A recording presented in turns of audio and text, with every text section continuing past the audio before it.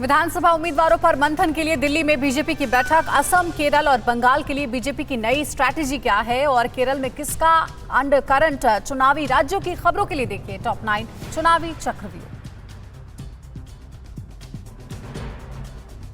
दिल्ली में, बंगाल और असम में जारी विधानसभा चुनाव पर बीजेपी की बड़ी बैठक चल रही है। गृह मंत्री अमित शाह बीजेपी अध्यक्ष जेपी नड्डा के घर पहुंचे हैं। इस बैठक में बाकी बचे उम्मीदवारों के नामों पर मंथन हो रहा है। सर्बानंद सोनोवाल और हेमंत बिस्वा शर्मा भी नड्डा के घर पर मौजूद हैं। असम के चुनावी दंगल में अमित शाह 14 मार्च से उतरेंगे। इस दौरान वो कई रैलियां और कार्यक्रमों में शिरकत करेंगे। अमित शाह की रविवार को असम के मार्गरीटा और नाजिरा में रैलियां होंगी। वहीं 15 मार्च को गृह मंत्री गुवाहाटी के टाउन हॉल में एक कार्यक्रम को संबोधित करेंगे।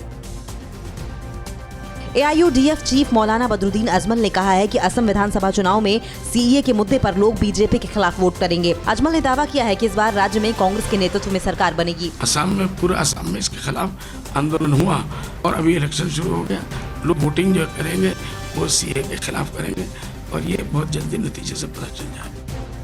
बंगाल में बीजेपी नेता मिथुन चक्रवर्ती के चुनाव लड़ने की अटकलें तेज हैं। आज कैलाश विजयवर्गीय ने सिलीगुड़ी में कहा कि फिलहाल मिथुन चक्रवर्ती ने चुनाव लड़ने से मना किया है। फिर भी वो चुनाव लड़ना चाहेंगे तो पार्टी लड़ाएगी।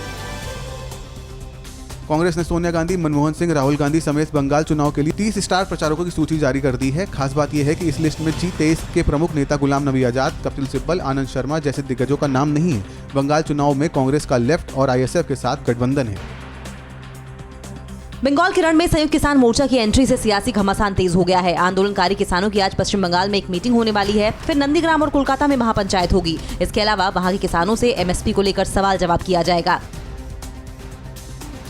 केरल विधानसभा चुनाव में UDF गठबंधन में सीट शेयरिंग पर सहमति बन गई है। कांग्रेस 91 सीटों पर चुनाव लड़ेगी, जबकि IUML 27 और RSP 5 सीटों पर उम्मीदवार उतारेगी। 140 सीटों वाले केरल में बाकी सीटें गठबंधन के अन्य दलों के लिए छोड़ी गई हैं।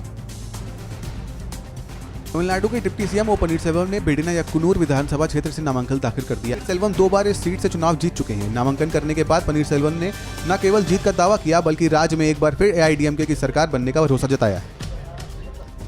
अभिनेता और MNM पार्टी के मुखिया कमल हासन कोयम्बटूर दक्षिण विधानसभा सीट से लड़ेंगे। चेन्नई में कमल हासन ने कहा है कि उन्हें उम्मीद है कि लोग उन पर भरोसा करेंगे। मक्कल निधि मय्यम पार्टी ने शुक्रवार को उम्मीदवारों की दूसरी सूची जारी कर दी है।